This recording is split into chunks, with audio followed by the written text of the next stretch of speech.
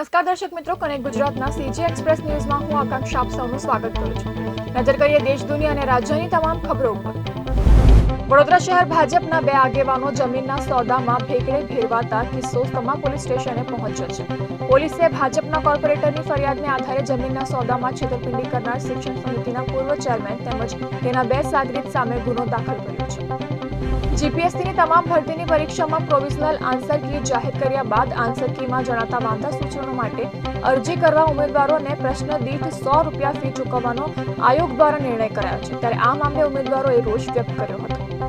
છેલ્લા લાંબા સમયથી ભાવનગર શહેરમાં મહાનગરપાલિકા દ્વારા નાના ગેરકાયદેસર દબાણ દૂર કરવાની કામગીરી હાથ ધરવામાં આવી રહી છે, જેના ભાગરૂપે સોમવારે 30થી વધુ ગેરકાયદેસર લારી ગલ્લાના દબાણ મનપાની ટીમે હટાવ્યા હતા અને કેટલાક સામાન જપ્ત કર્યા હતા।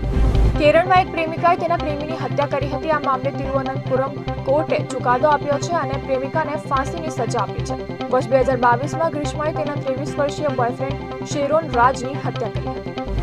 દિલ્હીની એમ્સની સુવિધાઓ અંગે કોંગ્રેસ સાંસદ અને વિપક્ષ નેતા રાહુલ ગાંધીએ ચિંતા વ્યક્ત કરતા કેન્દ્રીય સ્વાસ્થ્ય મંત્રી જેપી નડ્ડા અને દિલ્હીના મુખ્યમંત્રી આતિશીને પત્ર લખ્યો છે। આ પત્ર મારફત રાહુલ ગાંધીએ દર્દીઓને અને તેના પરિવારજનોને વધુ સારી સુવિધાઓ ઉપલબ્ધ કરાવવાની માંગ કરી છે। દેશનો પ્રથમ વર્ટિકલ લિફ્ટ બ્રિજ ફરી એકવાર પરિવહન માટે તૈયાર થઈ ચૂક્યો છે। રામેશ્વરમને ટ્રેન મારફતે જોડતો પમ્બન બ્રિજનું રિકન્સ્ટ્રક્શન પૂર્ણ થયું છે। આ સાથે ભારત ચીનની ગતિવિધિઓ પર ચાંપતી નજર રાખી શકશે।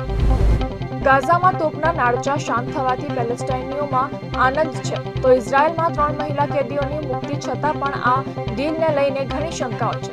જો કે ઇઝરાયેલ અને પેલેસ્ટાઇન બંનેમાં પણ વિપરીત સ્થિતિ વચ્ચે ઉજવણીનું વાતાવરણ તો છે જ। પૈગંબર અપમાનના આરોપસર ઈરાની સિંગર અમીર તાતાલુને મૃત્યુદંડની સજા ફટકારવામાં આવી છે। વિશ્વવિખ્યાત ગાયક પર વેશ્યાવૃત્તિ અને અશ્લીલતા ફેલાવવા સહિતના આરોપ લગાવવામાં આવ્યા છે।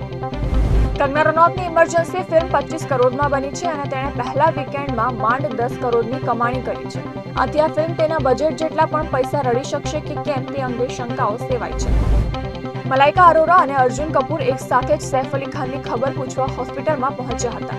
બંને સાથે મળીને સોશિયલ વિઝિટ પર પહોંચતા તેમની વચ્ચે પેચઅપ થઈ ગયું છે કે શું તે અંગે તર્ક વિતર્ક થઈ રહ્યા છે।